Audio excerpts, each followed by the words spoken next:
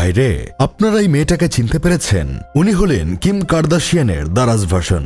মেয়েটার আগাগোড়া বিদেশিদের মতো হলেও মেয়েটা কিন্তু বাংলাদেশি। উনার নাম পিয়া বিপাশা। নাটক জগতে একটা সময় পিয়া বিপাশা প্রথম শ্রেণীর অভিনেত্রী ছিল।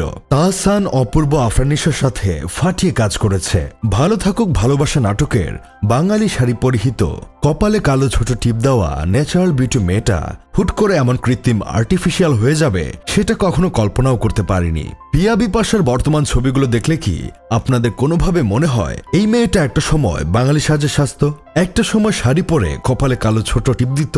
বর্তমানের পিয়া বিপাশা আর আগের পিয়া বিপাশার মধ্যে আকাশ পাতাল পার্থক্য। আগের পিয়া বিপাশা ছিল সরু মেঠো পথ, আর এখন পিয়া বিপাশা হয়ে গেছে সুয়েজ খাল। প্লাস্টিক সার্জারি করে শরীরের প্রতিটা অঙ্গ প্রত্যঙ্গ কেমন জানি বড় বড় করে ফেলেছে। দেখলেই মনে হয় দুষ্টু সাইটের স্টেপ মম। এই শীতের রাতে পোলাপান এখন শরীর গরম করার জন্য কষ্ট করে পাসপোর্ট ভিসা বাদে অন্য দেশে ঢুকে পড়ে না। তারা এখন শরীর গরম করার জন্য পিয়া বিপাশার ফেসবুক, ইনস্টাগ্রামে ঢুকে পড়ে। পিয়া বিপাশার কিছু সুশীল রিলস আর ভদ্র ফটো দেখে তাতেই পোলাপানদের শরীর গরম হয়ে যায়। আমি একটা জিনিস কোনোভাবেই বুঝি না, মাইয়া মানুষ কেন উপরওয়ালার দেওয়া সৌন্দর্যের উপর সন্তুষ্ট থাকে না? প্লাস্টিক সার্জারি করলে কি তাদের আসলেই খুব সুন্দর লাগে? এই যে সানাই মাহবুব নিচতলা ভাড়া দিয়ে উপরতলার কাজ করলো, প্লাস্টিক সার্জারি করে আমকে তরমুজ বানালো, এটা করা কি তার খুব বেশি দরকার ছিল? আগেই তো যাই হোক যেমন তেমন ছিল, আর এখন তো তাকে দেখলে যে কেউ বমি করে দিবে। বাংলাদেশের সর্বপ্রথম আইফোন 16 ব্যবহারকারী নাম্বার 1 ব্র্যান্ড প্রমোটার বারিশা হক, উনিও নাকি ফেস সার্জারি করিয়েছেন। তাও আবার যেমন তেমন ফেস সার্জারি না। হলিউড বলিউডের অভিনেত্রীরা যেখান থেকে সার্জারি করান সেখান থেকে উনি সার্জারি করিয়েছেন। বুঝলাম না, সার্জারি করিয়ে উনার লাভটা কি হয়েছে? যেই লাউ সেই তো কদু। আসলে কাককে যতই ওয়াশিং মেশিনে চুবানো হোক না কেন, কাক কোনোদিন বক হইবে না।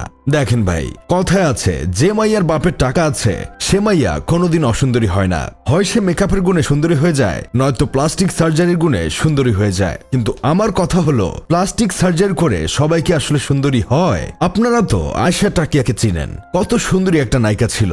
সালমান খানের সাথে ওয়ান্টেড সিনেমায় আয়েশা টাকিয়াকে দেখে তো আমি ওর সৌন্দর্যে রীতিমতো পাগল হয়ে গিয়েছিলাম। কিন্তু শেষে প্লাস্টিক সার্জারি করে আয়েশা টাকিয়া সুন্দরী থেকে বান্দরনি হয়ে গেল। তুরস্কের জনপ্রিয় অভিনেত্রী হান্ডে আর্চেল, যার জনপ্রিয়তা রয়েছে সারা দুনিয়া জুড়ে। 29 বছর বয়সী অভিনেত্রীর অভিনয় এবং সৌন্দর্য কোনো দিক দিয়ে কোনো কমতি ছিল না। কিন্তু কথায় আছে না, সুখে থাকলে ভূতে কিলায়। এই অভিনেত্রী সার্জারি করার পর আমাদের মতো অবিবাহিত ছেলেদের মন থেকে চিরতরে উঠে গেছে। পাকিস্তানি অভিনেত্রী আলিজা শাহর কথা কি আর বলবো ভাই। এই মিষ্টি চেহারার অভিনেত্রীকে দেখার পর আমি তো মনে মনে এটাই ভেবেছিলাম, যতদিন এমন সুন্দর মিষ্টি চেহারার মাইয়া খুঁজে পাবো না ততদিন আমি বিয়েই করব না। কিন্তু শেষে কি হলো? এই অভিনেত্রীও প্লাস্টিক সার্জারি করে নিজের মিষ্টি চেহারার 14টা বাজিয়ে দিল। যাই হোক, শেষমেশ আমি গোলাম হোসেন একটা কাজের কথা কই।